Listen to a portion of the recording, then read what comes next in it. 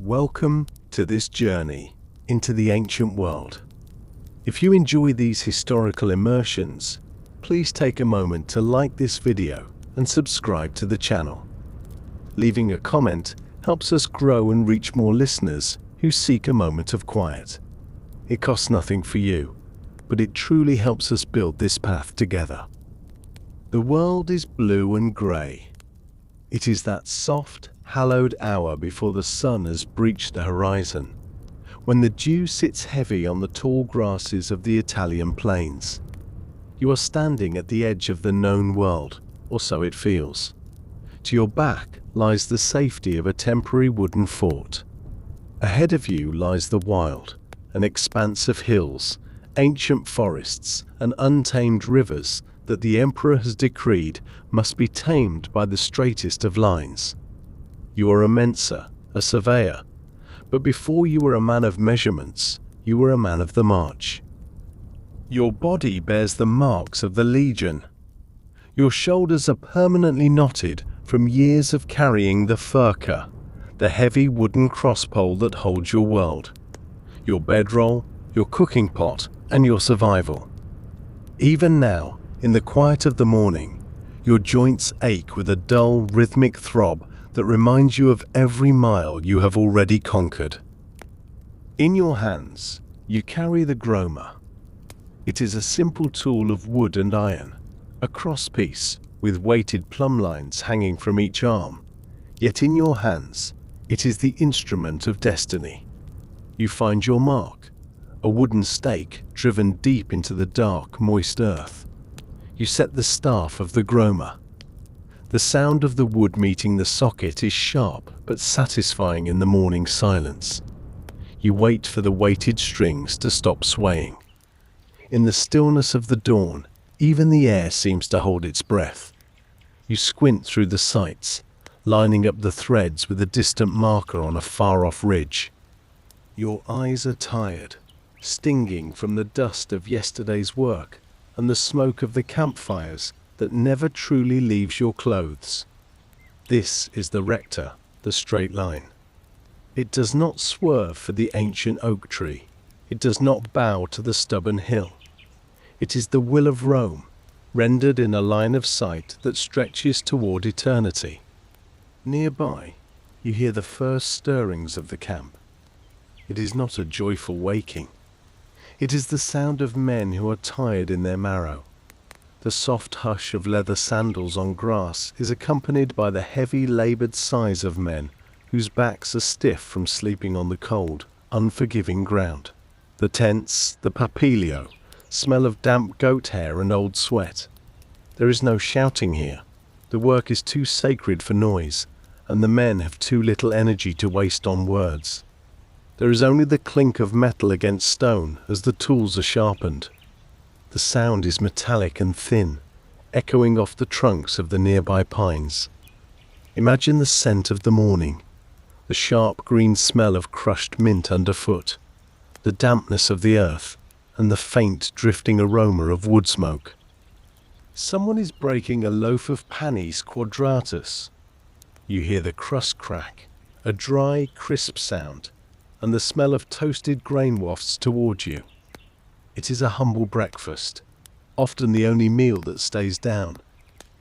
In the heat of the road, your stomach often turns, rebelled against by the heavy salt of the bacon and the grit in the grain. You move to the next station. Your boots, thick-soled and studded with iron caligay nails, crunch rhythmically on the gravel. Crunch, crunch, crunch. It is a grounding sound, but it is also the sound of weight. Each step feels heavier than the last. You feel the solidity of the earth, but you also feel its resistance. You reach the next marker and begin the ritual again. Align, measure, mark. Your hands are a map of your labor. The palms are thick with yellow calluses, the skin cracked and stained by the tannins of the leather and the oils of the tools. Deep in the creases of your knuckles, the dirt has become a permanent resident, a dark shadow that no amount of scrubbing in the cold river can remove. The sun begins to bleed over the edge of the world, turning the grey mists into a soft, hazy gold. The shadows of the trees are long and thin, stretching out like the very road you are about to build. You watch as the first light catches the bronze weights of your groma, making them glow like small fallen stars. But as the light grows, so does the heat. Even at this early hour, you can feel the humidity rising from the marshes to the west. It brings with it the bad air, the malaria that the camp doctors fear. You have seen your comrades shiver with the swamp fever, their skin turning a sallow yellow, their eyes bright with a terrifying glassy heat. You hope the wind stays in the east today. There is a deep peace in this precision, but it is a peace won through suffering. In a world of chaos, you are creating order, but that order demands your strength. You run your hand along the smooth wood of the surveying tool. It feels cool, but your fingers are stiff. The Roman cough, the dry, hacking sound of lungs filled with the fine lime dust of the roadbed, ripples through the line of laborers behind you. It is the price of the path. Behind you, the lead laborers begin to arrive. They carry the rutrum, the heavy shovels, and the dalabra, the pickaxes. They wait for your signal. You take one last look through the sights. The line is perfect. It is true. You raise your hand, and for a moment, the world is completely still. Then, you drop your hand. The first shovel strikes the earth. A soft, muffled sound as the blade sinks into the loam. Then another. It is the heartbeat of the road. But the soil is not always kind. In some places, it is a thick, sucking mud that threatens to pull the boots from your feet. In others, it is a baked, flinty clay that sends a jarring shock up your arms with every strike of the pickaxe. You listen to the rhythm. The birds are starting to sing now, high in the canopy of the chestnuts, their bright notes dancing over the steady, percussive work of the men. The trench, the fossa, begins to take shape. Two parallel lines, precisely 15 feet apart. You walk between them, the V of the trench growing deeper with every passing hour. By mid-morning, the thirst begins. It is a clawing, dry sensation at the back of the throat that no amount of water seems to quench. You carry a canteen of posca, the sour, watered-down vinegar that is the lifeblood of the builder. It is sharp and acidic, cutting through the thick coating of dust on your tongue. But it does nothing to soothe the ache in your head. Dehydration is a constant companion. Your skin becomes tight and salted, your eyes sunken. You see the younger men stumbling, their faces turning a dangerous dark red as the sun climbs higher.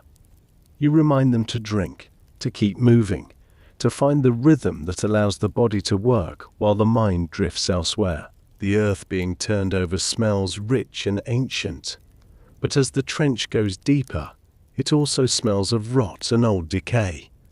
You are unearthing the bones of the land. As the sun rises higher, warming your neck and shoulders, the heat becomes a physical weight.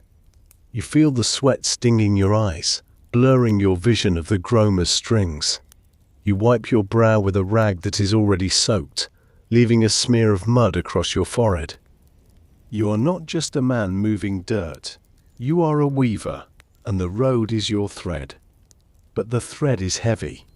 You are stitching together provinces, cities, and people. Yet your own thread feels as though it is fraying. The morning progresses with a steady, hypnotic energy. The sounds of digging become a background hum, like the droning of bees in a summer meadow. Thump, scrape, toss, thump, scrape, toss. The rhythm enters your bones, masking the pain of the blisters that have popped and wept inside your sandals.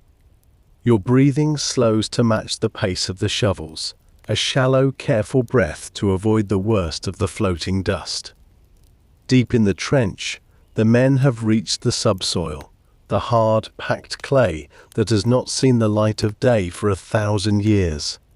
It is pale and cold, a stark contrast to the burning air above. You reach down and pick up a handful, squeezing it. It is firm, but your hands tremble slightly from the exertion. A good omen. The road will have a strong bed, even if the men who build it are weary. You look back toward the fort. The line of the trench is as straight as a spear shaft. It is beautiful in its simplicity, a scar of progress across the face of the wild. But you also see the price. You see the water bearers rushing to keep up with the demand. You see the medic tending to a man who has gashed his leg on a jagged stone, the wound already attracting the thick, buzzing flies of the Italian summer. Dysentery, the flux, is always a shadow in the camp, a result of the cramped quarters and the struggle for clean water. You have seen it break a legion faster than any barbarian army. You pray to the gods of the road for health, for just enough strength to finish the day's measure. The light reflects off the edges of the cut earth, creating a ribbon of shadow and gold that leads the eye back to the gates of the camp. The first stage is set. The earth has been opened and the foundation is ready. You stand at the edge of the fossa, looking out toward the horizon where the forest waits. There will be more heat, more thirst, and more miles of unforgiving stone. Your back will continue to complain, and your lungs will continue to labor. But the line is set. The rector is true. Listen to the distant, rhythmic thud of the shovels. The road is started. It is a path of pain, a path of precision, and a path of eternity. The dust settles, the sun burns, and the work goes on. The statement is set, a jagged and uneven floor of massive rocks, locked in a grip that will outlast your grandchildren's grandchildren. But the road is still a hollow, a skeletal thing that needs flesh and bone to survive the weight of the world. Now comes the rudess. You hear the creak of the smaller carts first, the ones carrying the broken rubble, the fist-sized stones, and the heavy sacks of lime. The air, which had briefly cleared in the pre-dawn, now thickens with a different kind of ghost. It is the white, biting dust of the lime, fine as flour and twice as deadly to the breath. You pull a scrap of rough linen over your mouth and nose, but you know it is a futile gesture. The lime finds a way. It finds the moisture in your eyes, the sweat in your hair, and the very back of your throat. The mixing began at the edge of the fossa. Great wooden troughs are lined up like the feeding stations of some giant hungry beast. You watch the water bearers, their muscles straining as they tilt the heavy amphorae, pouring the cool river water into the troughs filled with lime and rubble. There is a sudden, violent hiss, a sound like 1,000 angry serpents. The lime reacts to the water, a chemical marriage that releases a terrifying hidden heat. Steam rises in thick white plumes, carrying with it a sharp, acrid scent that burns the nostrils and turns the stomach. This is the breath of the road, a heat that comes not from the sun, but from the earth itself. Your task is to mix. You take up the rutrum, a heavy, long-handled hoe, and begin the rhythmic labor of blending the rubble with the caustic mortar. The mixture is thick, stubborn, and heavy as lead. Every pull of the blade through the grey slurry requires the full strength of your back and shoulders. You feel the resistance in your spine, a slow, grinding ache that starts at the base of your skull and ends in your heels. The mortar is not just stone and water, it is a living, changing thing. It bubbles and pops, spitting tiny droplets of hot, white liquid onto your bare arms. Wherever the lime touches your skin, it bites. It is a slow, stinging burn that you cannot wash away, for to use water is only to feed the reaction. Your forearms are a map of these small, white scars, the permanent signature of the road builder. The sound of the work has changed. The heavy thud of the stamen has been replaced by the wet, sucking sound of the mortar being turned. Slap, squish, pull, slap, squish, pull.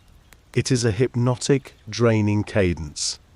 Around you, 100 men are doing the same, their movements synchronized by necessity and the watchful eye of the overseers.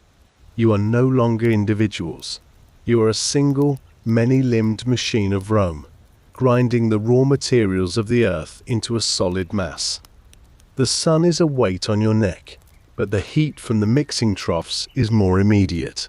It radiates upward, shimmering in the stagnant air of the trench, making the faces of your comrades appear distorted and ghostly through the steam.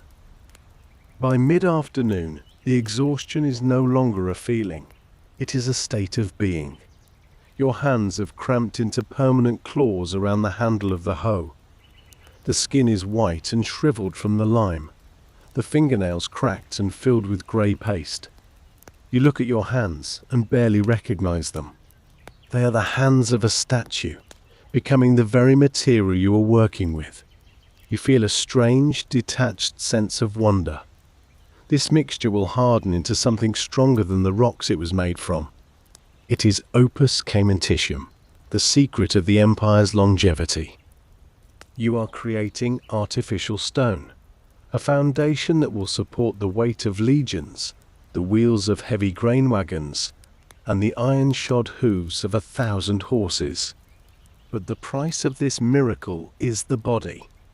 The Roman cough is a constant chorus now, a deep, rattling sound that seems to come from the very bottom of the lungs. The lime dust, when inhaled, turns into a thin mortar inside the chest. You feel it as a heaviness, a restriction that makes every breath a conscious effort. You see men leaning against the wooden sides of the troughs, their faces pale, their breath coming in short, ragged gasps. Some succumb to the white lung, their strength simply vanishing as their bodies struggle for air. There is no relief. The medicus offers only rags soaked in vinegar to breathe through, but the vinegar only adds its own sting to the fire in your throat. The thirst is a monster. Your canteen of Posca is long empty, and the water bearers are struggling to keep up with the demands of the mortar, let alone the men. Your mouth is a desert of grit and salt. When you swallow, it feels like rubbing two pieces of sandpaper together. You think of the cool mountain streams of your youth, the way the water felt on your face. But the thought is a torture. You focus instead on the next pull of the hoe. One more, and then another. The road demands your focus. If the mix is not right, if the rubble is not evenly distributed, the rudus will crack. A crack in the rudus is a flaw in the empire. You will not be the one to let the emperor down. The flies are worse now, drawn by the smell of the damp earth and the sweat of the men. They cluster on the open sores caused by the lime, their buzzing a constant, maddening drone in your ears.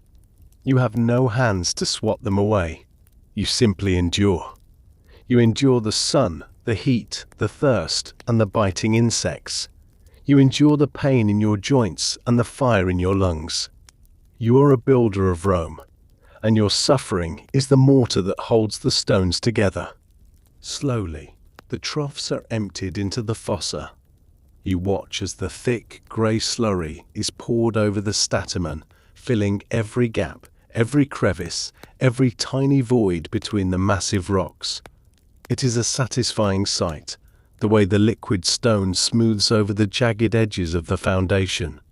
You take up the rammers again, the heavy wooden poles used to compact the rudus. This is not the bone-shaking impact of the earlier layer, but a steady, rhythmic tamping. You must drive the air out of the mixture, making it as dense and solid as the earth itself. Thud, thud, thud. The sound is muffled now, softened by the wetness of the mortar. As the sun begins its long descent toward the western hills, the air turns a deep, dusty gold. The white plumes of lime steam catch the light, turning the construction site into a dreamscape of shadow and brilliance. You stand back for a moment, wiping the grit from your eyes with a corner of your tunic. The section of road behind you is no longer a hole in the ground. It is a solid, level bed of grey stone, 9 inches thick and as hard as the will of the Senate. It is a beautiful thing, in its own brutal way. It is a bridge across the wilderness, a promise of order in a land of chaos. The day's work is not yet over. You must level the surface, ensuring that it slopes slightly from the center to the edges to allow the rain to run off. You use a long, straight beam of oak, sliding it across the wet mortar to create a perfect plane. It requires a delicate touch, a strange contrast to the violence of the morning's labor. Your muscles tremble with the effort of being gentle. You watch the surface of the rudus, looking for any imperfection, any bubble or dip that might hold water. Water is the enemy of the road. It seeks the smallest crack, the tiniest weakness, and uses the winter frost to tear the work apart. You are the defender against the water. You make the surface true. The light fades into a bruised purple, and the first stars begin to peek through the haze of the lime dust. The command is finally given to cease. You drop your hoe, and the sound of the wood hitting the ground seems to echo for miles in the sudden silence. You stand there, your arms hanging limp at your sides, your back locked in a permanent stoop. You are covered from head to toe in a layer of grey, crusty mortar. You look like a ghost rising from the earth. You turn and begin the long, slow walk back to the camp. Every step is a victory of will over exhaustion. Your caligae are heavy with dried mud and lime, making a dull, thumping sound on the packed earth. You pass the next section of the trench, where the men are already preparing the materials for tomorrow's layer, the nucleus. The work never stops. The road is a hungry god, and it requires a constant sacrifice of time and strength. As you reach the gates of the fort, the smell of the cook fires greets you. It is the smell of wood smoke and lentil stew, a humble scent that feels like the greatest luxury in the world. You find your tent and collapse onto your bedroll, not even bothered by the smell of the damp goat hair. Your lungs still burn, and your skin still stings from the lime. But as you close your eyes, you see the road. You see it stretching out into the darkness, a straight, unbreakable line that defies the forest and the mountains. You have laid the rudus. You have built the flesh of the road. Tomorrow you will give it its heart. The rhythm of the rammers echoes in your mind, a heartbeat for the sleeping empire. Thud, thud, thud. The road goes on. The rudus has hardened overnight, a solid grey sea that now fills the belly of the trench. As the first light of a new day touches the camp, you find yourself back at the edge of the line. The air is still, but the silence is heavy. Your body feels like a piece of rusted iron, stiff and resistant to the very idea of movement.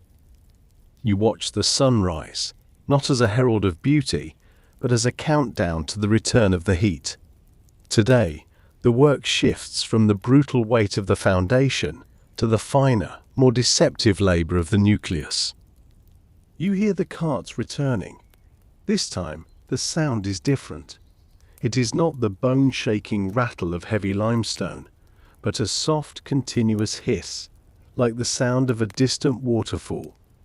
These are the loads of the nucleus: fine gravel, sand, and the red dust of crushed pottery and tiles. This layer is the cushion of the road, the part that will absorb the shock of 1,000 marching feet and the heavy grind of iron-rimmed wheels. It must be laid with a precision that borders on the obsessive.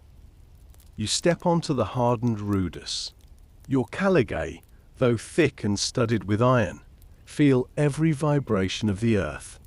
You begin to spread the fine gravel, It is a deceptively light material, but after the first hour, the repetitive motion of the shovel begins to pull at the muscles in your forearms until they scream. The gravel is dry and thirsty. As it hits the ground, it kicks up a cloud of fine crystalline dust that is even more insidious than the lime of the day before. This is the sand of the road, and it finds a home in every crevice of your body. It gets behind your eyelids, scratching the surface of your vision with every blink.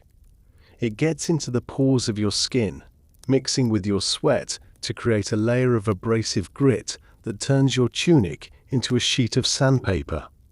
Every movement of your arms, every twist of your torso, causes the rough wool to chafe against your skin until you are raw and bleeding. The heat of the sun is joined today by a stifling humidity. The moisture in the air doesn't cool you. It traps the heat against your body like a heavy, wet blanket. Dehydration is no longer a distant threat. It is your constant shadow. You feel the pulse of your blood in your temples, a rhythmic thumping that matches the pace of the work. Your head swims, and for a moment, the road seems to tilt beneath your feet. You reach for your canteen, but the posca inside is warm and tastes of the leather skin. It provides no relief, only a sharp, acidic bite that reminds you of how far you are from a cold mountain spring. In the heat, the diseases of the camp begin to show their faces more clearly. You see a man a few yards down the line suddenly stop, his shovel falling from his hands.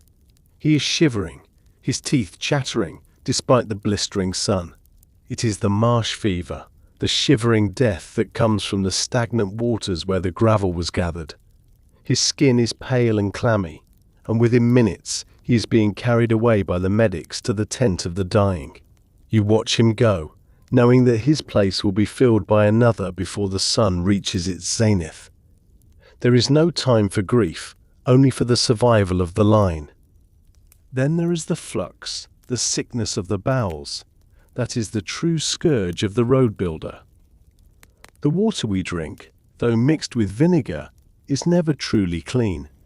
It carries the rot of the earth and the waste of the camp. You feel the first sharp cramps in your stomach, a cold, twisting pain that makes you double over. You force yourself to stand straight. To show weakness is to invite the attention of the overseers, and to leave the line is to risk losing your ration of grain. You work through the pain, your face set in a grim mask of endurance, while the flies cluster on your damp forehead. The work of the nucleus requires you to be on your knees for hours at a time. You use the long leveling board to ensure the gravel is spread in a perfect, even layer, exactly 1 foot thick. The gravel is mixed with a lean mortar of lime and sand, and as you work it with your hands and small trowels, the skin on your knees begins to break. The grit of the roadbed grinds into the open wounds, but you cannot stop. You move forward inch by inch, a slow, crawling progress that feels like a penance. The sound of the work is a constant, rhythmic shushing, the sound of sand being smoothed and stones being pressed into place. You think of the men who gathered this gravel. They spent their days waist deep in the freezing rivers of the north or the muddy banks of the marshlands, their skin turning blue from the cold, even as their backs burned under the sun. They are the invisible laborers, the ones who feed the road with the bones of the earth. You feel a strange kinship with them. You are all part of the same machine, all contributing your strength and your health to this single, eternal line. By midday, the air is thick with the smell of the crushed pottery. It has a sharp, metallic scent that lingers in the back of the throat. When mixed with the lime, it creates a hydraulic cement that will set even underwater. It is a miracle of Roman engineering, but to you, it is simply more dust, more heat, and more pain. Your lungs feel heavy, as if you are breathing in the very road itself.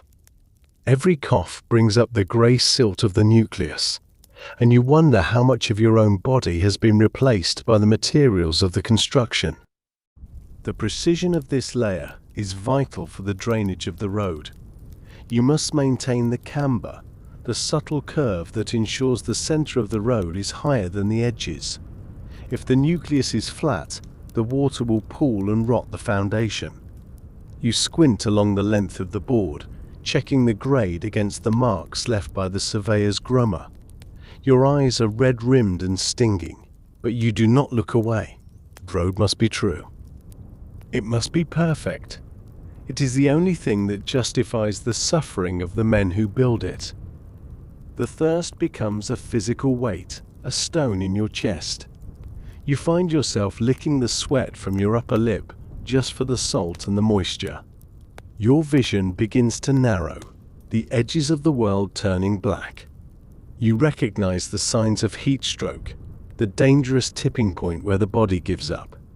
You force yourself to take deep, slow breaths, trying to cool your blood with the stagnant air. You find a pebble in the gravel, a smooth, cool piece of riverstone, and you put it in your mouth. Sucking on it helps to trigger the last of your saliva, a small trick learned from the veterans of the Eastern campaigns. The sun finally begins to drop, casting long purple shadows across the landscape.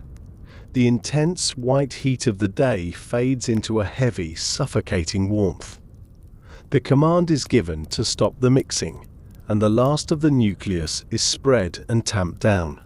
You stand up slowly, your knees cracking with a sound like breaking dry wood. You look back at the day's work. The road now has a smooth, reddish-grey surface, a fine, firm bed that is ready for the final glory of the paving stones. It looks soft in the twilight, almost inviting, a stark contrast to the brutal reality of its creation. You walk back to the camp, your feet dragging in the dust. The smell of the evening fires is stronger now, the scent of parched grain and boiling beans. You pass the hospital tents, where the groans of the fevered and the injured drift out into the cooling air. You don't look inside. You keep your eyes on the ground, on the path that leads to your own small piece of earth. You are covered in the red dust of the pottery, your skin stained the color of dried blood. You are a ghost of the road, a creature born of lime and gravel. As you reach your tent, you take a moment to look back at the horizon. The road is there, a pale ribbon cutting through the dark silhouettes of the trees. It is a monument to endurance, a victory of the human spirit over the stubborn resistance of the wild. You have laid the statamen, you have poured the rudus, and now you have smoothed the nucleus. The heart of the road is finished. Tomorrow, the great polygonal stones will arrive, the summum dorsum, and the puzzle will be completed.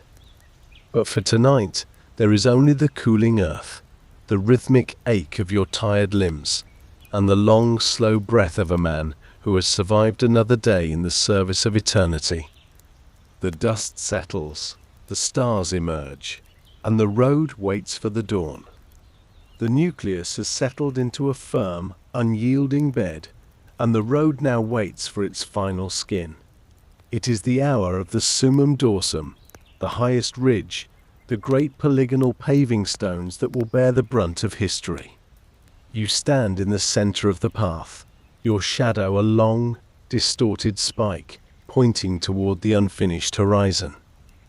The air is already shimmering with the first waves of a heat that promises to be more cruel than any you have faced this week. To your left and right, the supply line has changed. The light, hissing sound of gravel has been replaced by the heavy, rhythmic thud of the massive basalt blocks being heaved from the ox carts. These are the silices, the dark, volcanic stones born in the fires of the earth, brought here to be tamed by the iron of Rome. You watch as the first stone is lowered. It is a massive thing, weighing as much as 3 men, with jagged, irregular edges that defy the straight lines of your survey. This is the puzzle that will break your spirit before it builds the road. The stones do not come pre-shaped. They are raw and stubborn. You take up your hammer and chisel, the iron cold and heavy in your hands. Your fingers are already a mass of scars and bruises, the nails blackened by missed strikes and the constant pressure of the work. As you strike the first blow, a spark flies, a tiny, brilliant flash of white light, and the sound of metal on stone rings out across the valley. Clink, clink, clink.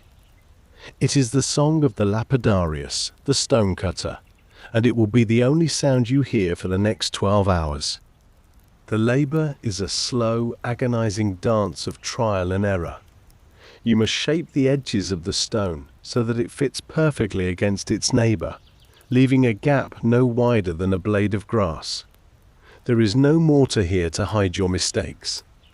The strength of the surface comes from the friction of stone against stone, a locking grip that must withstand the pounding of heavy wagons and the freezing expansion of winter ice. You lift, you chip, you lower, and you lift again. Every time you heave the stone, your spine feels as though it is being compressed, the vertebrae grinding together like the very rocks you are shaping. You feel the sweat dripping from your chin onto the dark surface of the basalt, evaporating almost instantly in the rising heat.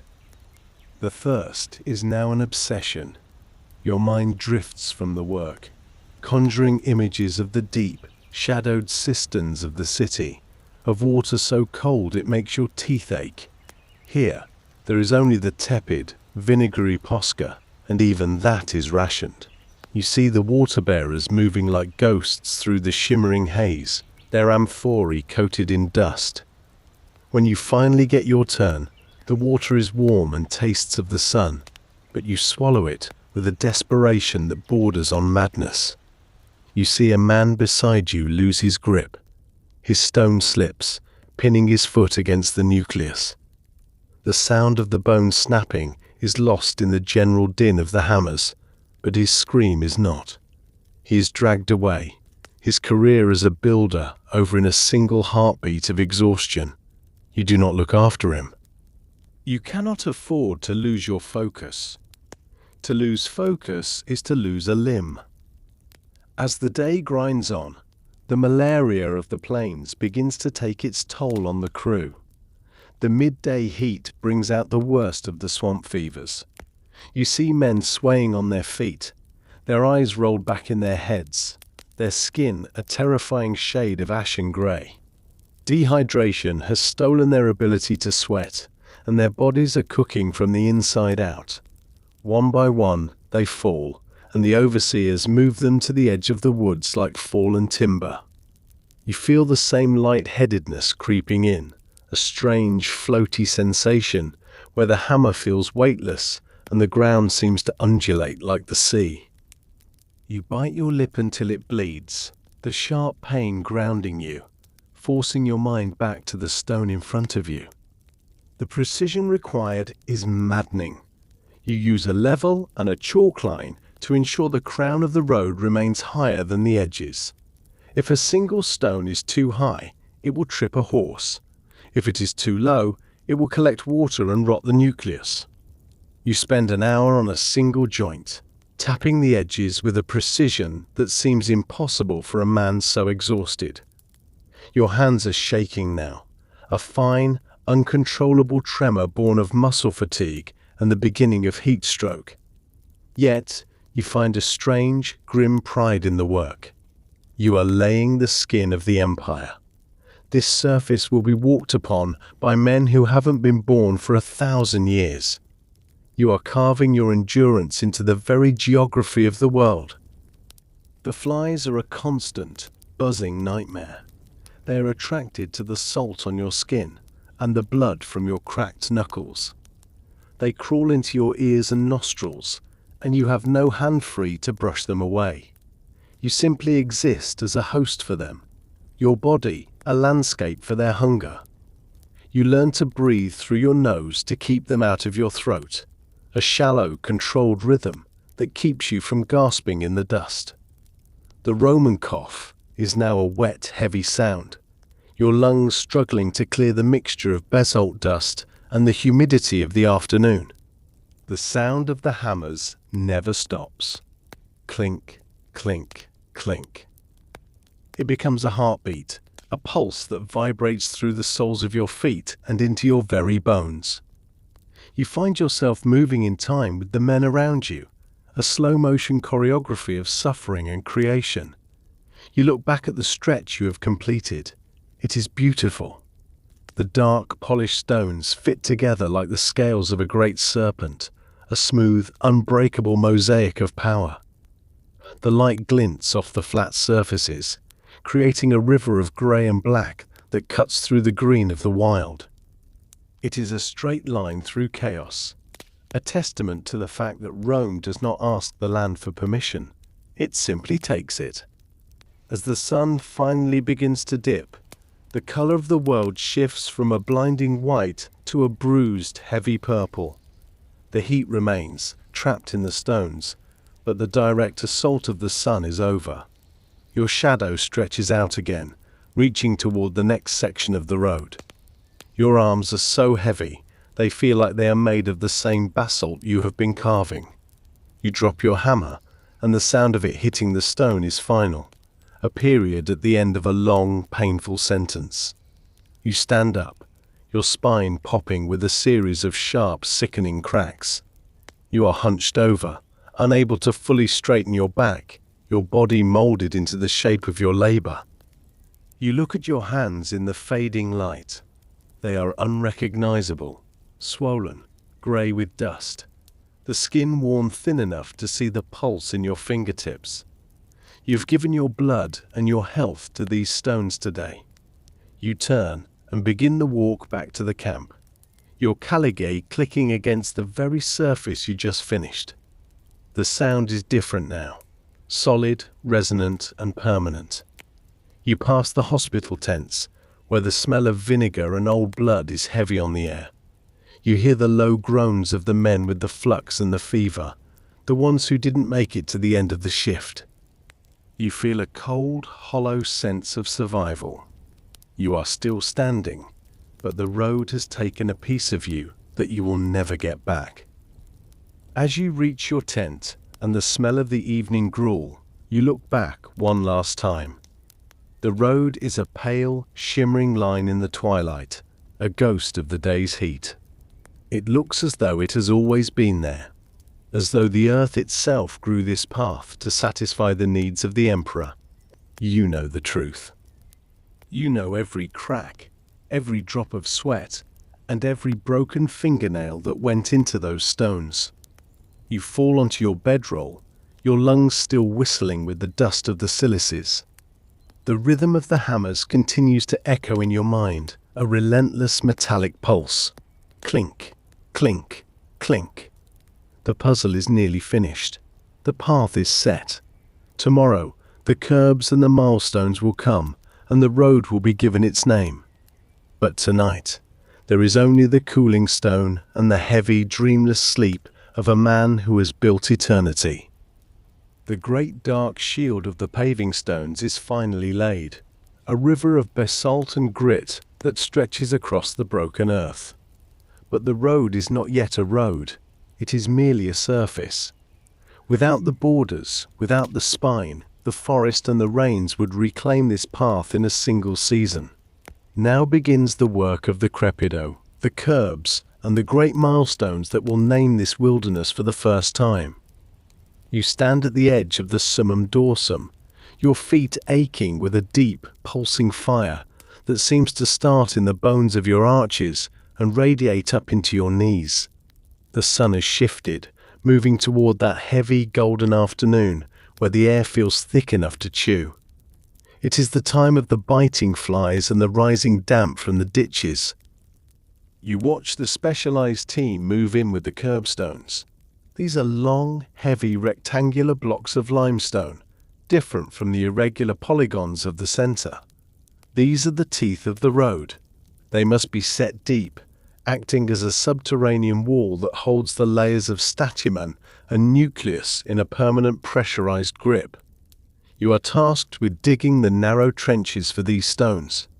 It is back-breaking, repetitive work that requires you to kneel in the fresh, wet mud of the side ditches.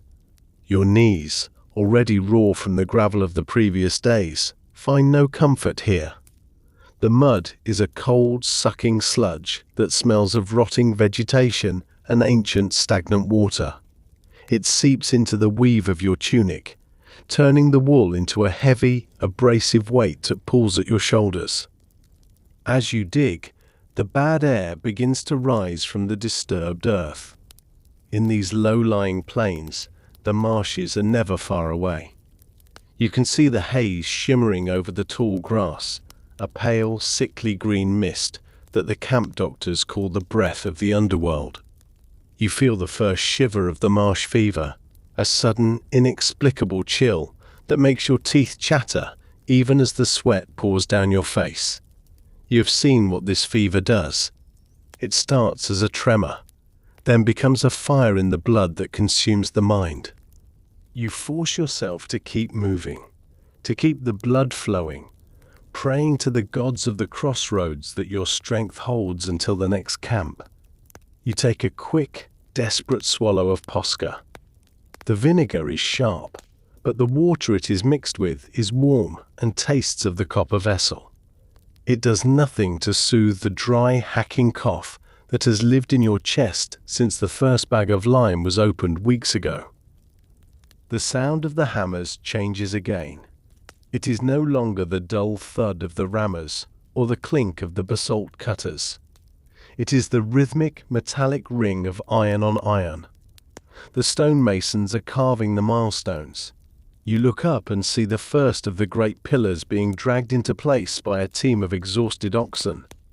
The animals' sides are heaving, their breath coming in great, wet clouds, their eyes rolling in fear of the whip. The milestone is a massive cylinder of white stone, 6 feet high and as thick as a man's torso. It represents the order of Rome made manifest. It is the voice of the emperor speaking to the forest. You are called over to assist the master carver.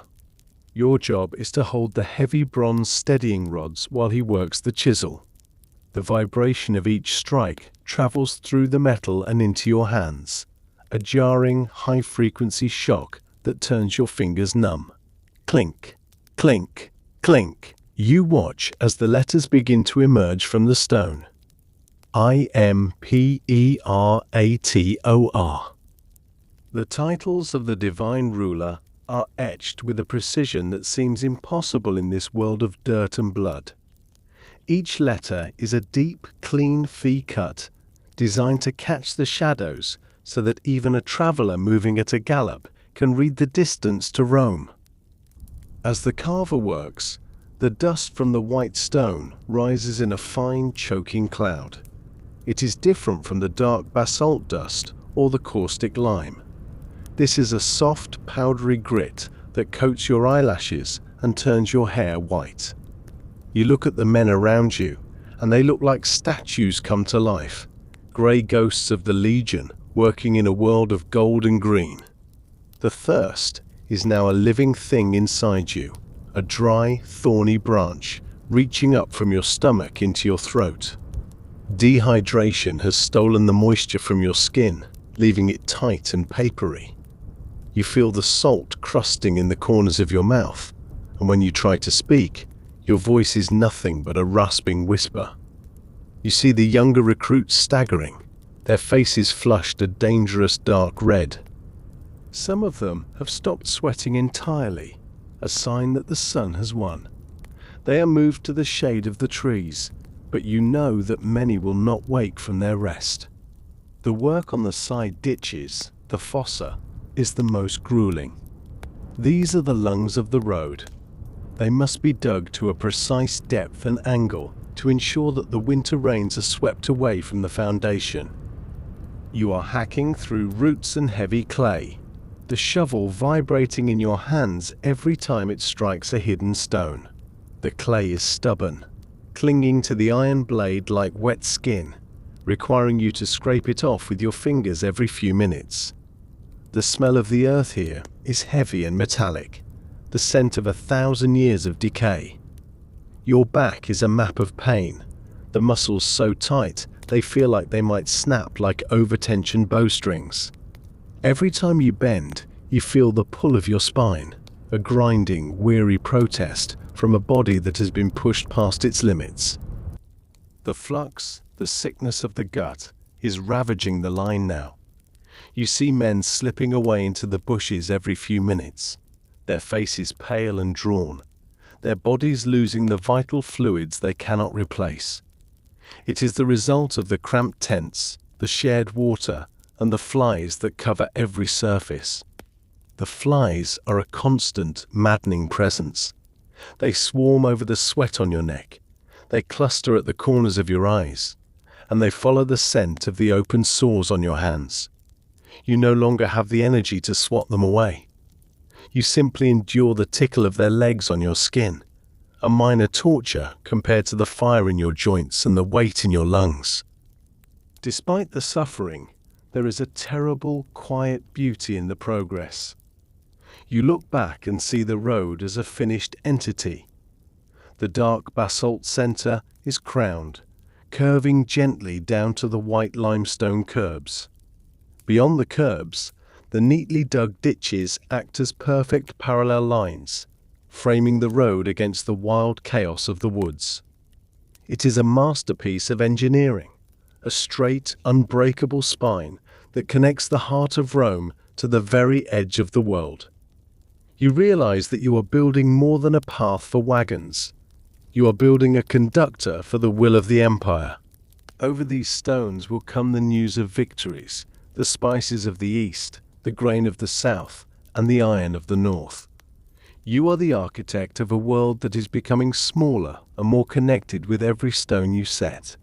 The sun begins to set, the light turning a deep, bloody crimson as it filters through the dust of the construction. The heat finally begins to break, replaced by a humid, heavy warmth that brings the mosquitoes out in thick, buzzing clouds. You stand at the base of the newly erected milestone. It stands tall and proud, the carved letters glowing in the twilight. It tells the traveler that they are exactly 100 miles from the golden milestone in the Forum. It is a link to a home you haven't seen in years, a reminder that you are part of something vast and eternal. You run your hand over the cold, smooth surface of the pillar. The stone feels solid, a stark contrast to the frailty of your own flesh. You know that long after your bones have turned to dust, long after the emperor's name has been forgotten by the common folk, this pillar will still stand. The road will still be here. The grass may grow over the edges, and the ditches may fill with leaves, but the foundation you laid, the statamen, the rudus, the nucleus, and the summum dorsum will remain. You are a mortal man, but you have built something immortal. The call for the end of the shift finally rings out, a single, clear trumpet blast that echoes off the trees. You drop your shovel, the sound lost in the soft earth of the ditch. You stand there for a moment, letting the silence of the evening wash over you. The rhythmic clink of the hammers has stopped. The groaning of the ox carts has faded. There is only the sound of the wind in the chestnuts and the distant, low murmur of the camp. You turn and begin the slow, limping walk back toward the tents. Your caligay, heavy with mud and grit, make a rhythmic, grounding sound on the new road. Every step is a testament to your endurance. You pass the hospital tents, where the smell of vinegar and the sound of low moaning remind you of the price of the path. You don't look away this time. You acknowledge the cost. As you reach your bedroll, you don't even bother to wash the grey dust from your face. You collapse onto the wool, your muscles finally letting go, 1,000 tiny aches merging into one great, heavy blanket of exhaustion. Your lungs still whistle with the white dust of the milestone, and your stomach still cramps with the thirst. But there is a peace in the darkness. You close your eyes, and in the space behind your lids, you see the road. It stretches out into the future, a silver ribbon under the moon, carrying the weight of an empire on its back. You have carved the straight line. You have tamed the earth. The milestone is set, the drainage is clear, and the road is ready. Tomorrow, you will move forward another mile, into the next forest, the next marsh, the next horizon. But for tonight, the road is finished, and you are at rest. The stars emerge over the silent stones, and the eternal path waits for the morning. The sun is no longer a light in the sky. It is a physical weight, a white-hot hammer that pins you to the dark basalt of the road. It is midday, the hour when the shadows hide directly beneath the stones, and the air itself seems to vibrate with a shimmering, liquid heat. The signal is given, a single, sharp note from a distant horn, and the relentless clinking of the chisels stops all at once. The sudden silence is jarring, a heavy, ringing void that fills your ears. You don't move at first. You simply stand there, your arms hanging like lead weights, your fingers still curled into the shape of the hammer's handle. Your body is a map of pain, a geography of aches that you have learned to navigate with a grim, silent stoicism. Every joint, from the small bones in your feet to the vertebrae in your neck, feels as though it has been ground together with fine sand. You move toward the edge of the road, your caligae making a hollow, scraping sound on the finished stones. Each step is a struggle against a gravity that seems to have doubled since the dawn. You find a small patch of shade beneath a parched chestnut tree, the leaves drooping and covered in the ubiquitous grey dust of the construction. You collapse onto the earth, not caring about the rocks or the dry thorns. Your back, which has been bent over the road for 5 hours, screams in protest as you try to straighten it. You feel the muscles in your lower spine seize and knot, a sharp, white-hot fire that makes you catch your breath. This is the life of the builder. You are not just laying stones. You are weaving your own strength into the foundation, giving your health so that the empire may have its path. You reach for your scrip, the heavy leather bag that holds your world.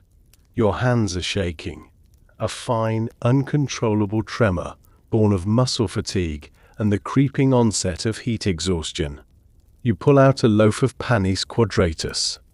It is the hard, circular bread of the legion, scored into 8 wedges, dusted with the flour of cheap emmer grain. It is as hard as the stones you have been laying, and just as dusty. You break a piece off, the crust cracking with a dry, brittle sound that echoes in the quiet. As you chew, you feel the grit between your teeth. The dust of the road is in everything, the bread, the air, the very marrow of your bones. It is a dry, earthy taste that you have come to accept as the flavor of your existence. You follow the bread with a handful of shriveled, salt-cured olives, their bitterness a sharp contrast to the blandness of the grain.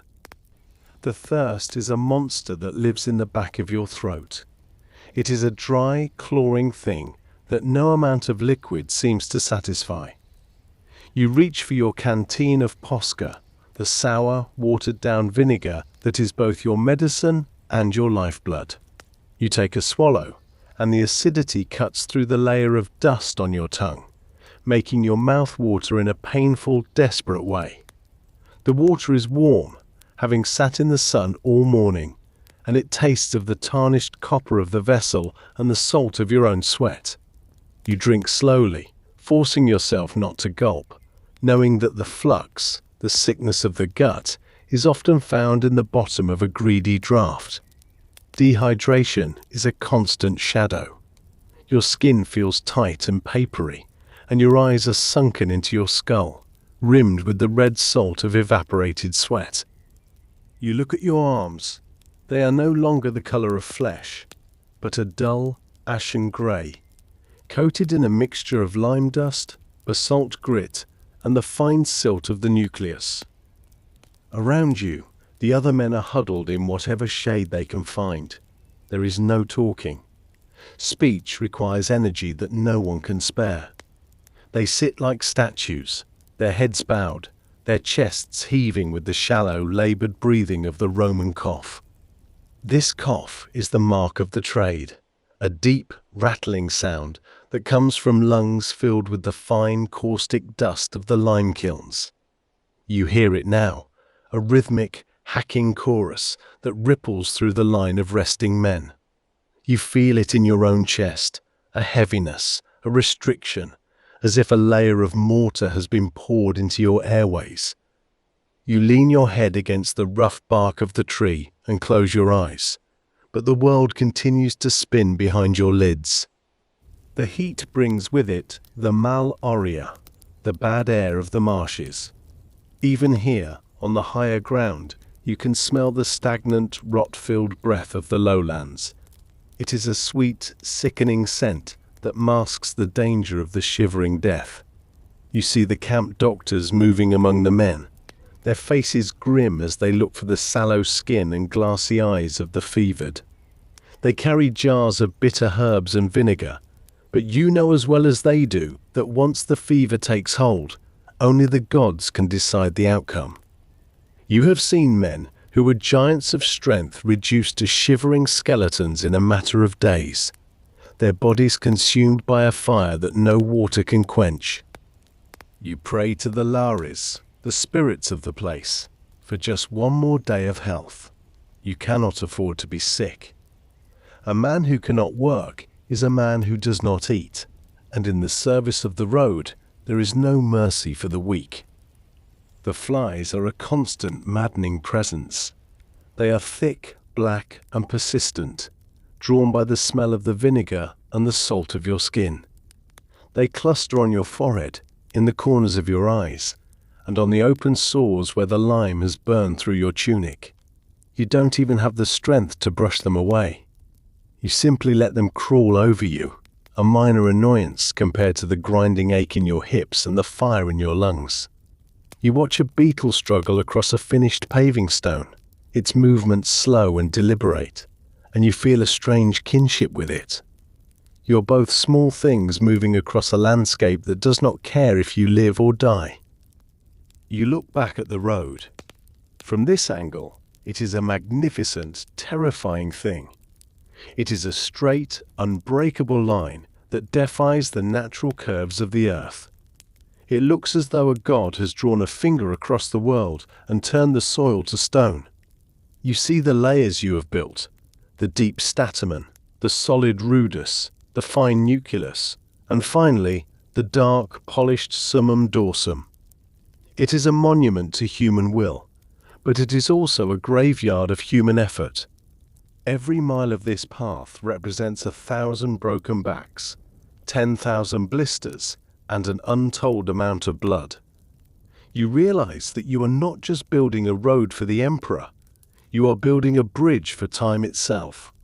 Long after the legions have marched away, long after the camp has been reclaimed by the forest, these stones will remain.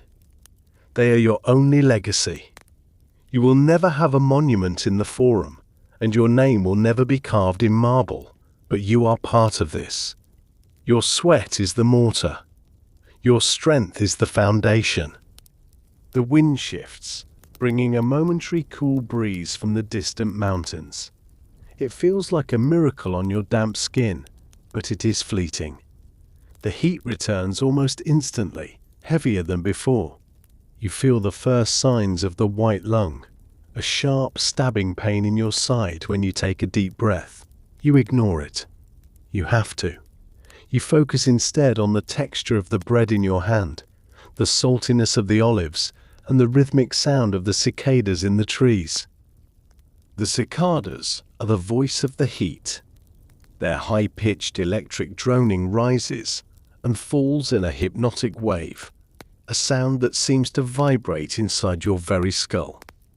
It is a sound that will haunt your dreams for the rest of your life. By the end of the rest hour, you feel no more recovered than when you sat down.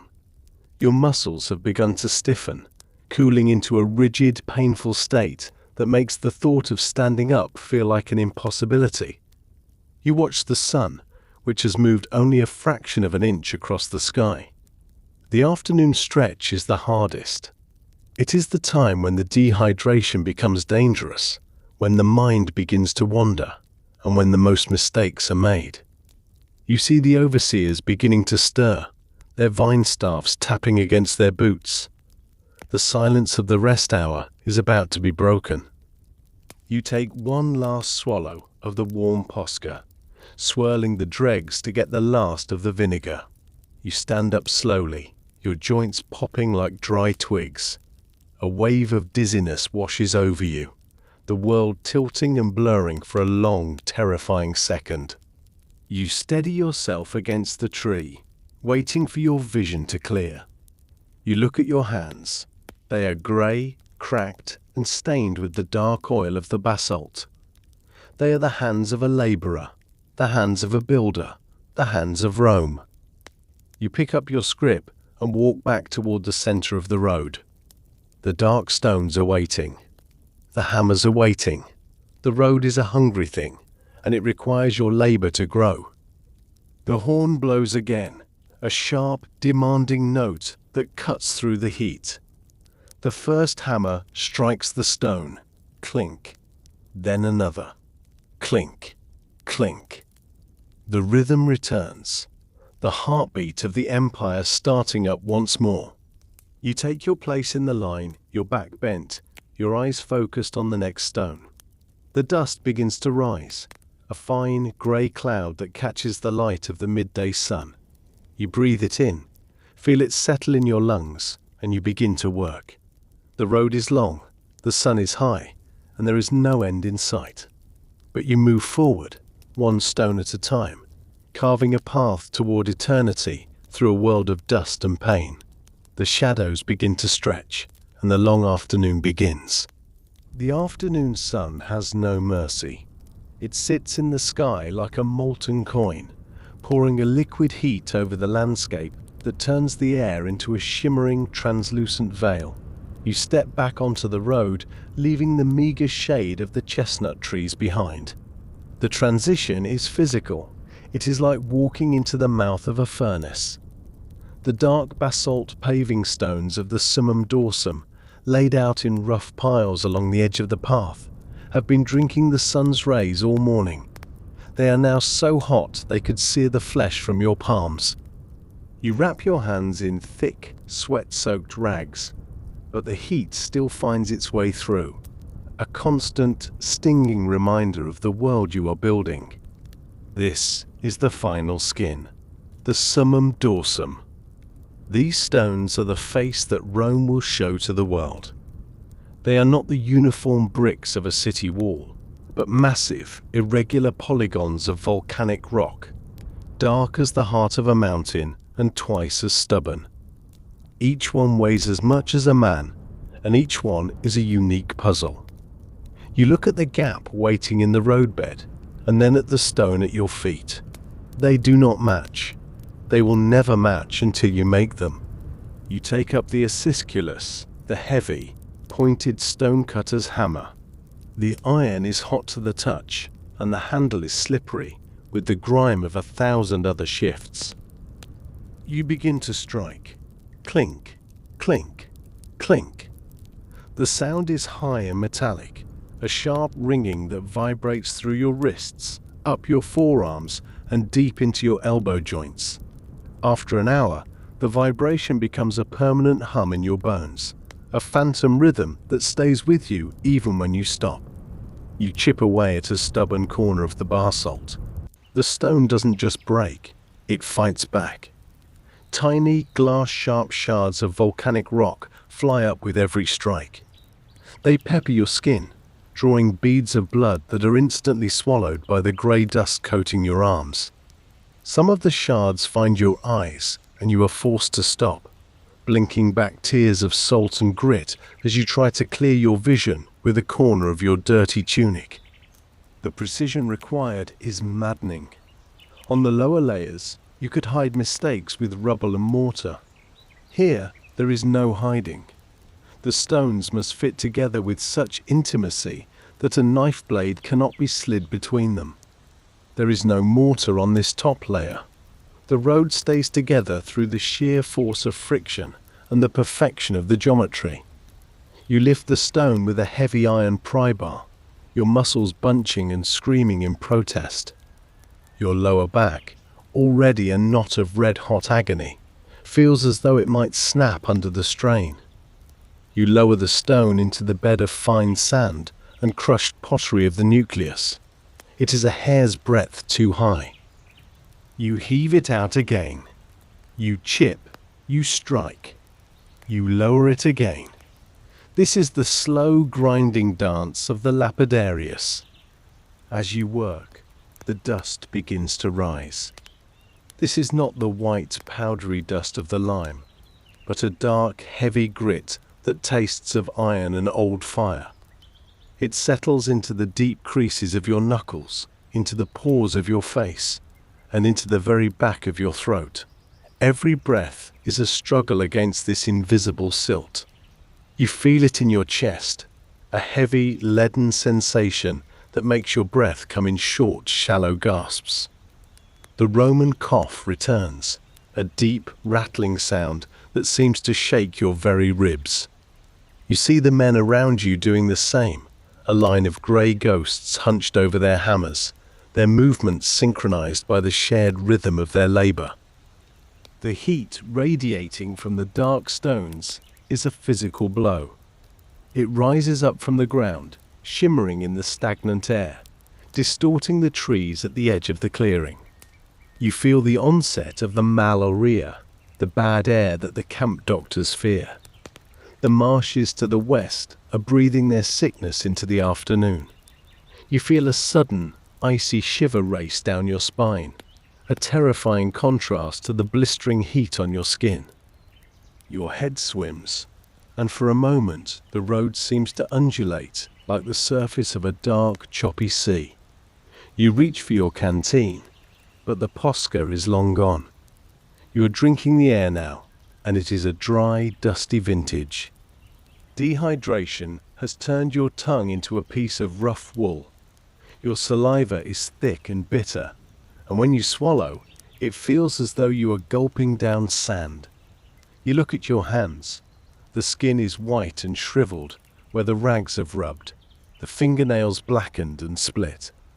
You have lost the feeling in your fingertips hours ago, replaced by a dull, throbbing numbness that makes it difficult to grip the chisel.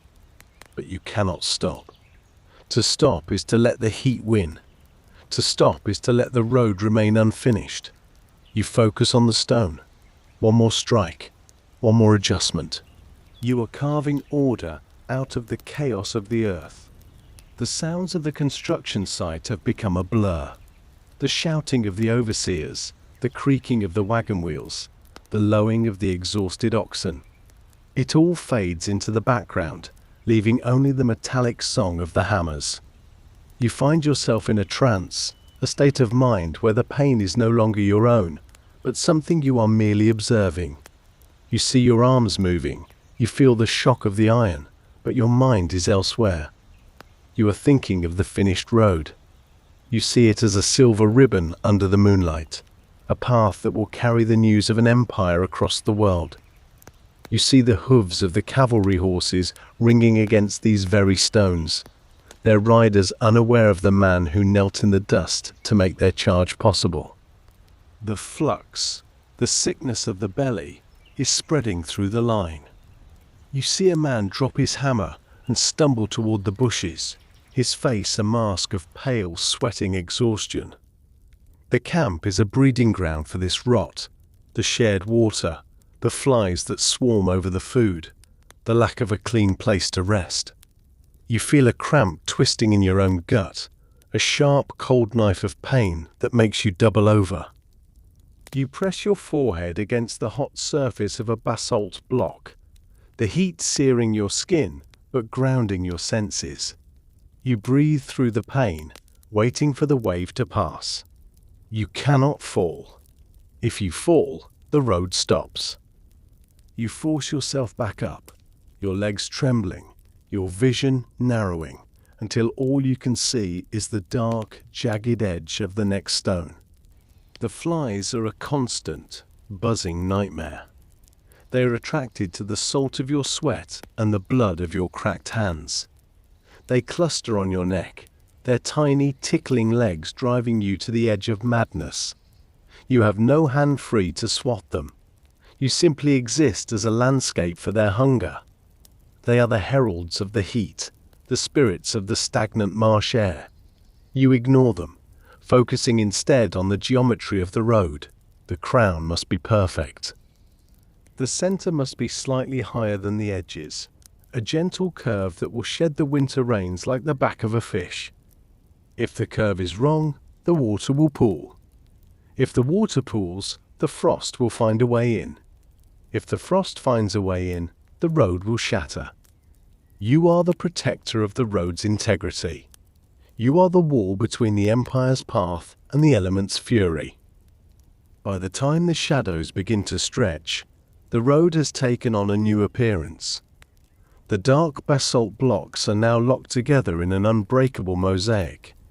The surface is smooth, the gaps between the stones so tight they seem to disappear. It is a work of art, born of brutality. You stand up slowly, your joints popping with a series of sharp, dry cracks. Your back is a pillar of fire, and your shoulders feel as though they have been laden with the weight of the city itself. You look back at the stretch you have completed. It is a beautiful, terrifying thing. It is a straight line through a crooked world. It is the will of Rome, rendered in volcanic rock. The light begins to change, softening into a deep, bruised orange that reflects off the flat surfaces of the stones.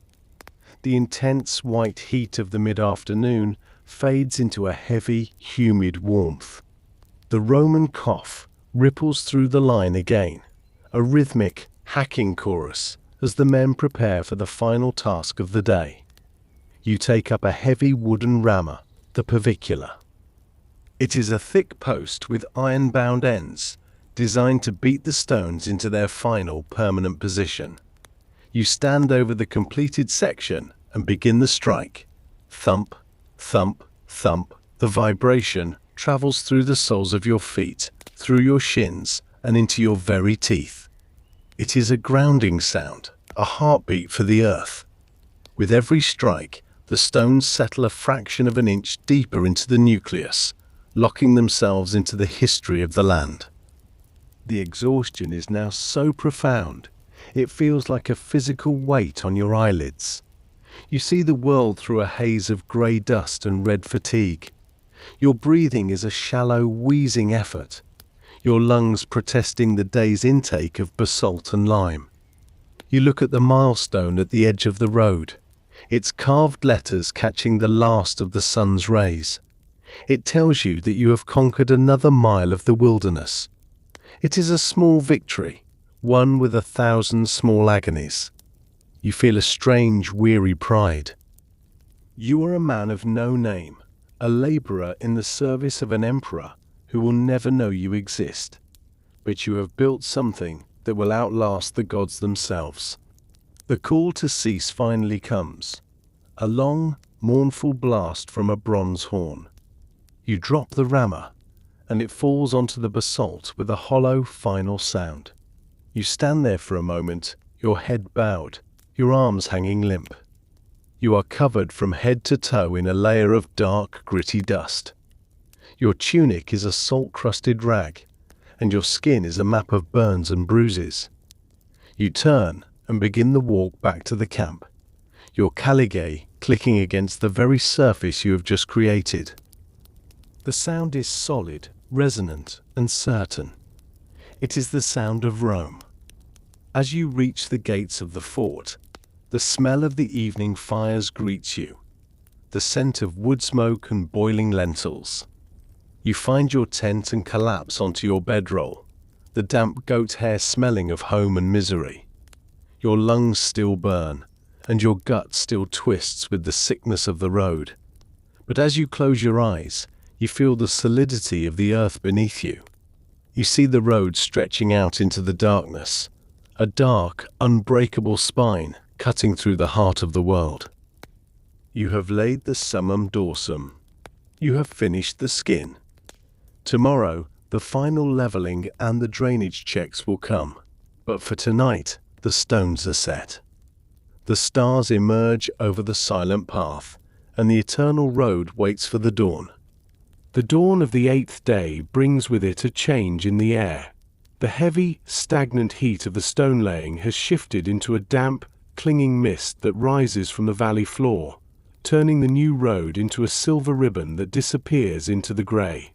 You stand at the edge of the summum dorsum, your hands resting on your hips, your breath coming in a slow, rhythmic wheeze. The road is laid, the stones are locked, but the work is not yet finished. Today is the day of the crepido and the fossa, the final act of ensuring that this path survives the elements. A road that cannot breathe, a road that cannot shed the rain, is a road that will be reclaimed by the mud in a single winter. You begin by checking the camber. You take up the regular, the long, straight oak leveling board, and lay it across the width of the basalt surface. You look for the gap of light beneath the wood. The center must be exactly 3 inches higher than the edges, a gentle, perfect curve that mimics the arch of a human foot. You move down the line, kneeling every few paces to check the grade. Your knees, long ago stripped of skin by the grit of the nucleus, find no comfort on the cold basalt.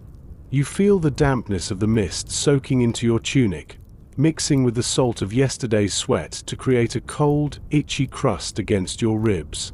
The Roman cough is a constant companion now, a deep, rattling sound that starts in the pit of your stomach and tears at your throat.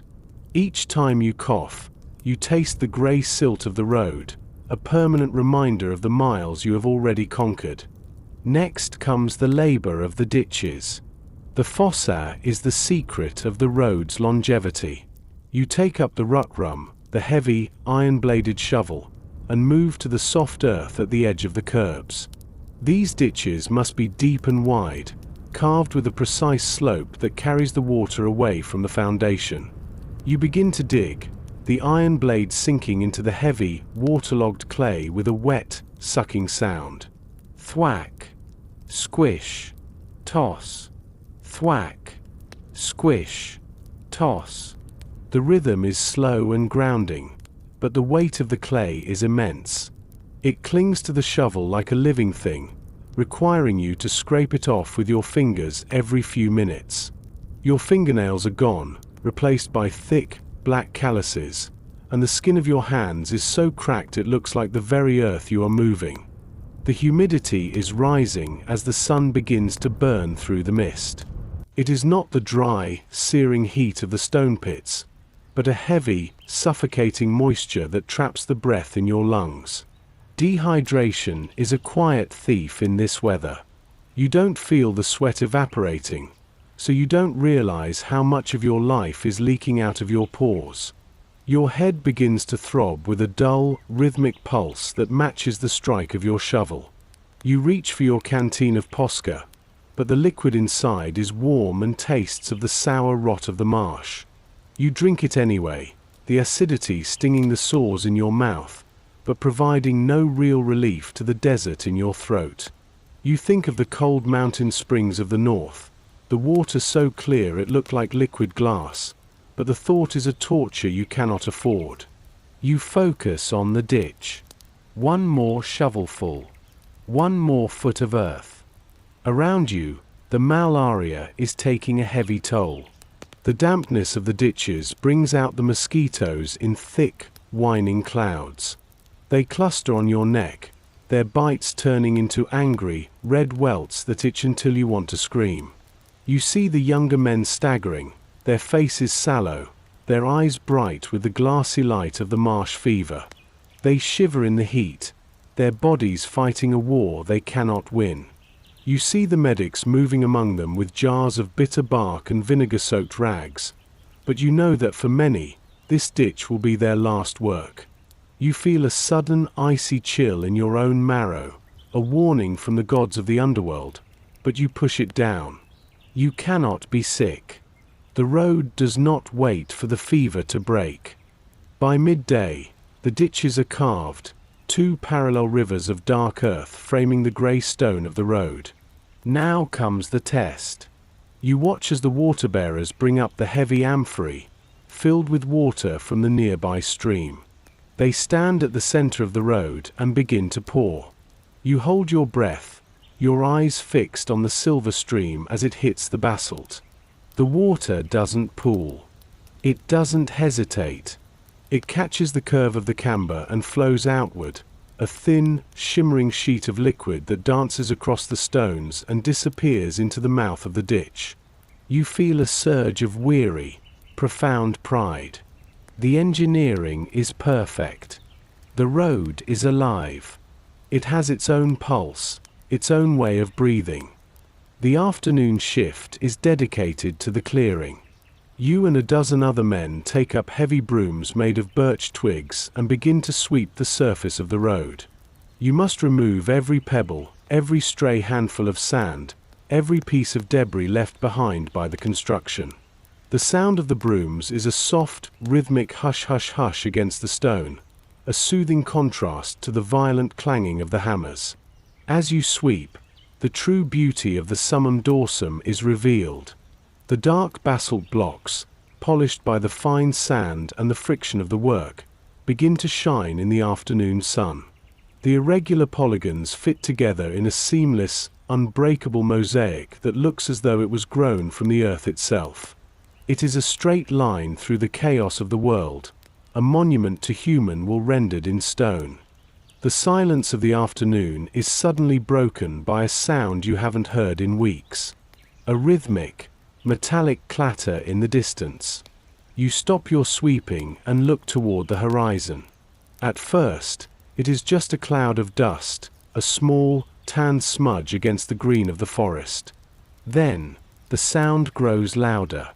The rhythmic strike of ironshod hooves against stone. It is a horse, moving at a steady, purposeful gallop. You stand at the edge of the ditch, your broom in your hand, as the first official messenger of the empire, a tabularius, appears on the new road. He is a blur of red and bronze, his leather satchel bouncing against his hip, his horse's coat lathered with white foam. As he reaches the section you have just finished, the sound of the hooves changes. It goes from the dull thud of the earth to a sharp, resonant ring. Clack, clack, clack, clack, clack, clack. It is a beautiful, powerful sound, the sound of the empire's heart beating. The rider doesn't look at you. He doesn't see the man covered in grey dust with the bleeding hands and the hacking cough. He only sees the straight line ahead of him, the path that allows him to carry the word of the emperor across 100 miles in a single day. He flies past you, the wind of his passage cooling the sweat on your face for a brief, glorious second. You watch him disappear into the distance, the sound of the hooves fading into a faint, rhythmic echo. You look at your fellow builders. For the first time in days, there is a smile on the faces of the weary men. You have done it. You have built a bridge across time. The road is no longer a construction site. It is a living thing. It is a conductor for power, for wealth, and for the very idea of Rome. Your suffering, the lime in your lungs, the fire in your back, and the fever in your blood, it all has a purpose now. You have carved the path that the world will walk upon. The sun begins to set, the light turning the dark basalt into a river of gold and purple. The intense humidity of the afternoon fades into a cool, heavy evening. You stand one last time at the edge of the ditch, checking the flow of the remaining water. Everything is true. Everything is straight. You take up your tools and begin the walk back to the camp. Your caligae, heavy with the mud of the ditches, make a solid, grounding sound on the new stones. You pass the milestone, its carved letters catching the final rays of the sun. It stands as a silent sentinel, marking the mile you have given your life to build. As you reach your tent, The smell of the evening fires greets you, the scent of wood smoke and the salt of boiling bacon. You find your bedroll and collapse onto the wool, the dampness of the goat hair no longer bothering you. Your body is a wreck of aches and pains. Your stomach is cramped with the thirst, and your chest is heavy with the dust of the road.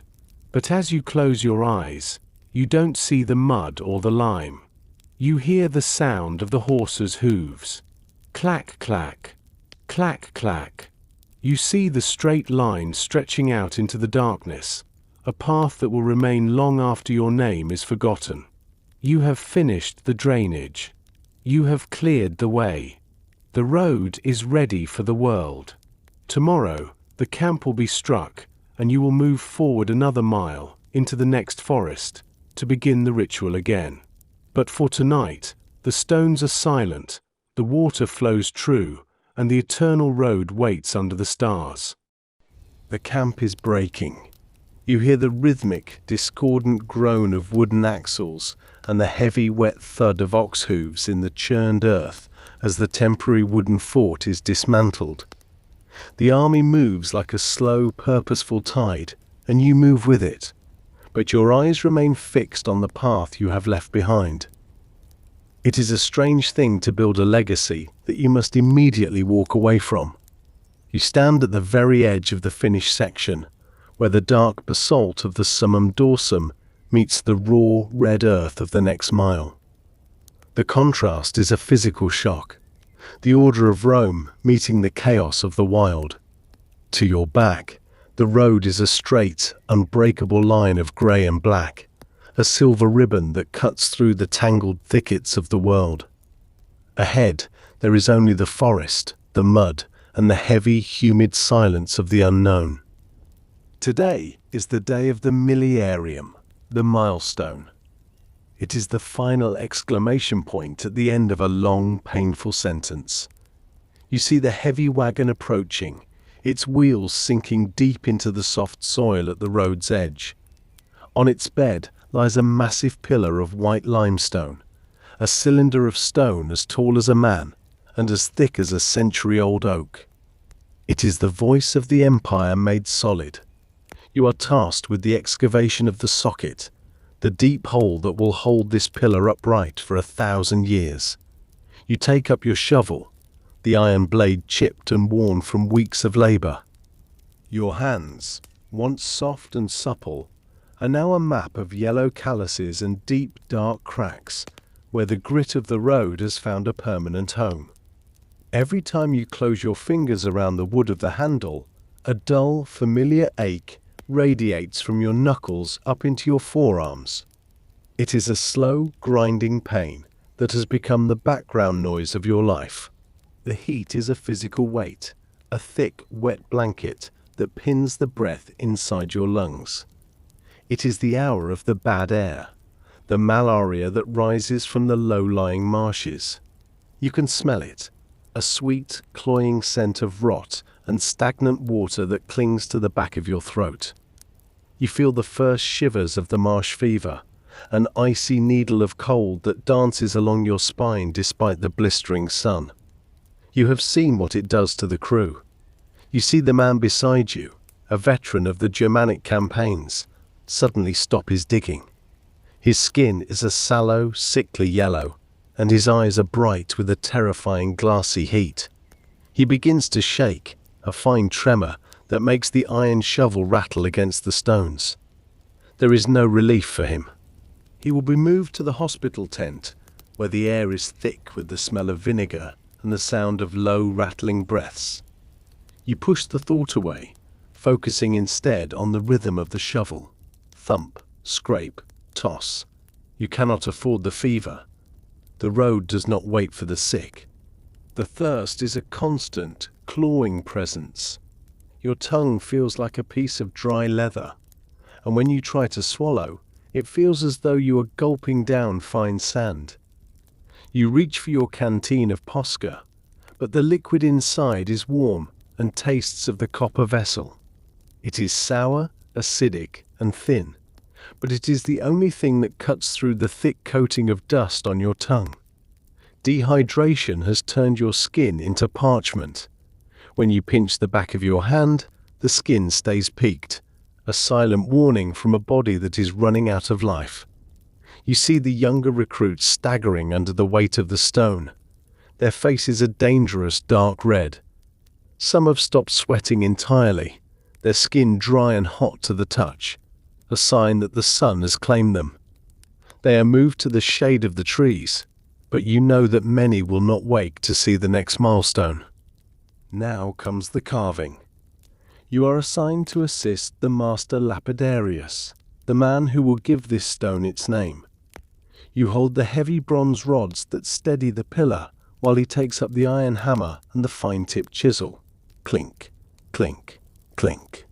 The sound is high, sharp, and metallic, echoing through the trees like the song of a persistent bird. You watch as the first letters begin to emerge from the white limestone. IMP, Imperator. The name of the man in Rome, a godlike figure you will never see, is etched into the stone with a precision that defies the surrounding wilderness. The dust from the carving rises in a fine white cloud, coating your eyelashes and turning your hair into a grey mask. This is the white lung dust. When you breathe it in, it feels like a heavy silt settling at the bottom of your chest. The Roman cough follows, a deep, hacking sound that leaves you gasping for air, your lungs struggling to clear the stone that you have inadvertently inhaled. The work is a puzzle of geometry and power. You use a level to ensure the pillar is perfectly vertical. It must be true. If the milestone leans, it suggests a weakness in the empire itself. You pack the base with the rudus, the mixture of rubble and hot lime. As the water hits the lime, it hisses and screams, releasing a chemical heat that burns the nostrils and turns the stomach. Steam rises in thick plumes, carrying the acrid scent of the earth's transformation. Your hands are covered in white splashes of the mortar. Wherever it touches your skin, it bites with a slow, stinging fire. You have learned to ignore the burns. They are merely part of the cost. You look down the length of the road you have built.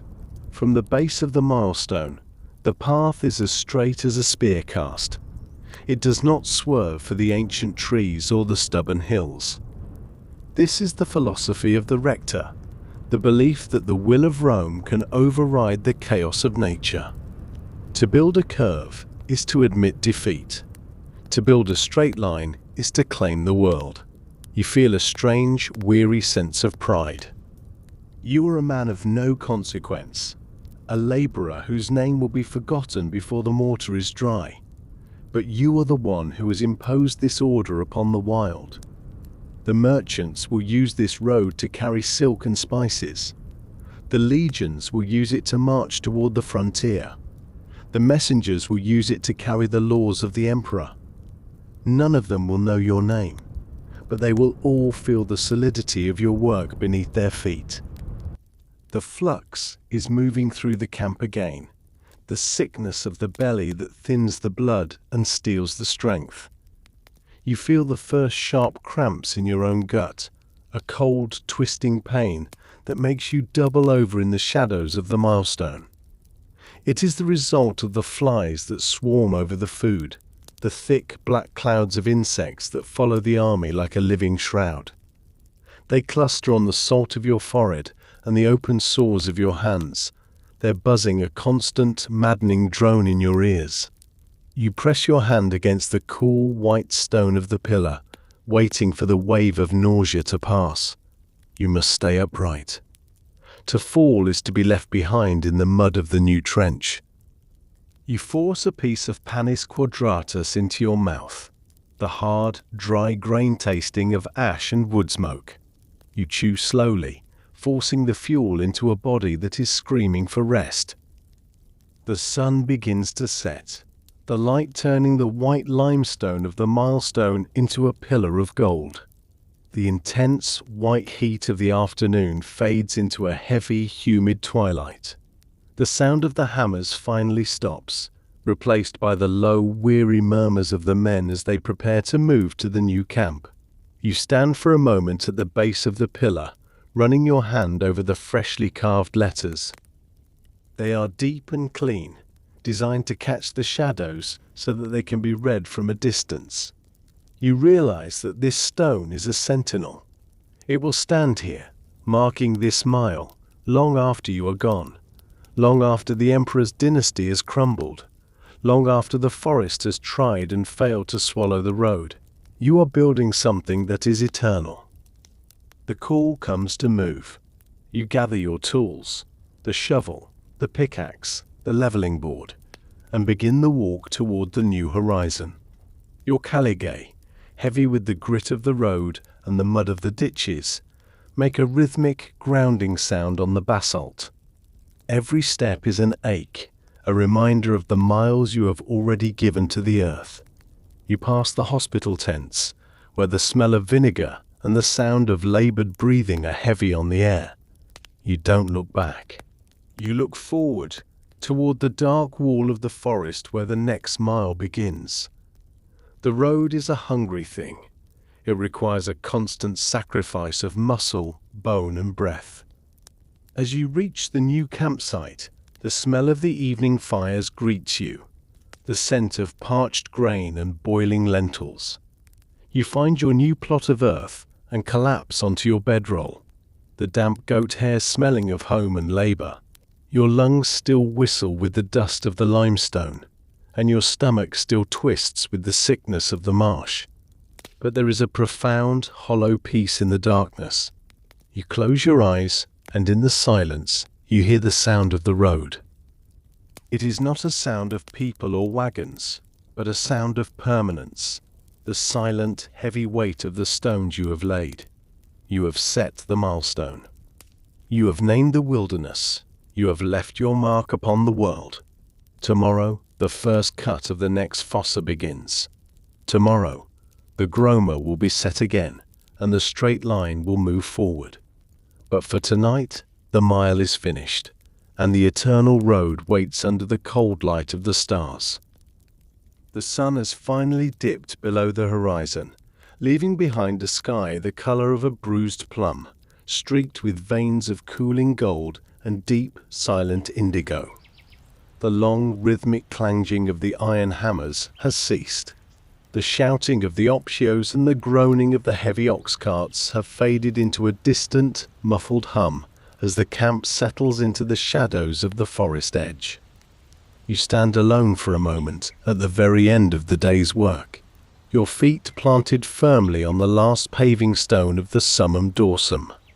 Beneath your caligay, the basalt is still warm, radiating the captured heat of a brutal afternoon like the dying embers of a great hearth. You can feel that heat through the thick leather soles of your boots, a grounding, solid vibration that seems to travel up through your shins and into your weary bones. You reach into your scrip and pull out the final piece of your ration, a wedge of panis quadratus. The bread is hard, the crust dusted with the fine white powder of the grain and the grey silt of the road. As you break it, the sound is a sharp, dry snap in the gathering stillness. You bring it to your lips, and the smell of toasted emmer and wood smoke fills your senses. It is a humble thing, a simple loaf that has been the fuel for every mile you have conquered. As you chew, the texture is coarse and honest, a reminder of the physical reality of your life.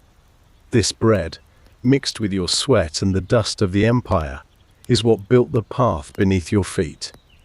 It is the silent partner in every stone you have hewn and every trench you have dug. Your body is a testament to the road. Your hands are no longer the hands you were born with. They are thick with yellow calluses, the skin stained a permanent, earthy grey by the tannins of the leather and the minerals of the volcanic rock. The joints of your fingers are swollen and stiff, permanently curved into the shape of the hammer's grip. You try to straighten them, and you feel the familiar, dry creak of the tendons. Your back, which has spent the better part of a decade bent over the earth, has forgotten how to stand truly straight. You are a man of the curve, shaped by the requirements of the level and the groma. But as you look back down the long silver ribbon of the completed road, you see that your crooked body has produced a perfect, unbreakable straightness. The Roman cough is quiet now, a low, rhythmic rattle in the back of your throat. Your lungs are a map of the provinces you have worked in, the white lime of the southern plains, the red pottery dust of the central hills, and the dark, glassy grit of the northern basalt. Every breath you take is a reminder of the materials you have mastered. It is a heavy price to pay, a slow trade of your own breath for the permanence of the empire's reach. You feel a deep, hollow ache in your chest, a weight that never truly goes away, but in the cool air of the evening, it softens into a manageable burden. You take a slow, shallow breath, savoring the scent of the pine needles and the damp earth of the side ditches. The mal aria, the bad air of the marshes, has retreated with the sun, leaving behind a clarity that allows you to see the first stars reflecting off the polished surfaces of the road. The silence of the road at night is not a true silence. It is a symphony of small, resonant sounds. You hear the tink, tink, tink of the cooling stones as they contract in the evening air, 1,000 tiny voices settling into their final positions. You hear the soft hush of the wind as it sweeps over the smooth basalt, unimpeded by the tangled thickets that once choked this land. The road has its own voice, a low, resonant hum that seems to vibrate in the very earth itself. It is the sound of order. It is the sound of a world that has been measured, tamed, and connected. You run your hand over the edge of a curbstone, the limestone feeling cool and smooth, like the skin of a sleeping beast. You have given this land a spine. You have given it a memory. You think of the men who will use this path tomorrow. You see the fast-moving messengers, their horses' hooves ringing out a rhythmic, metallic staccato against the stones. You see the heavy wagons of the merchants, their wheels turning with a steady, certain grind. You see the long, iron-shod columns of the legions, a river of red and bronze flowing toward the frontier with a precision that only your work makes possible. They will move across this landscape with an ease they will take for granted. They will not think of the man who knelt in the mud to check the camber of the drainage. They will not think of the blood that was spilled when a basalt block slipped, or the fever that claimed the man in the next tent. To them, the road will simply be a fact of the world, as natural as the mountains or the sea. There is a profound, weary peace in that thought. You are a ghost of the construction, a nameless laborer in the service of an eternal idea. Your name will never be carved into the white marble of a triumphal arch, and your face will never be struck onto a silver denarius. But every traveler who reaches their destination a day early, every soldier who arrives at the front with dry feet, and every merchant who brings silk to a distant city is a living monument to your endurance. You have woven yourself into the geography of the earth. Your strength is in the statumen, your sweat is in the rudus, and your breath is in the nucleus. You are the road, and the road is you. The darkness has deepened now, the world reduced to the pale shimmer of the road and the black wall of the forest. The campfires of the new camp are small, flickering stars in the distance, calling you home to a few hours of dreamless sleep.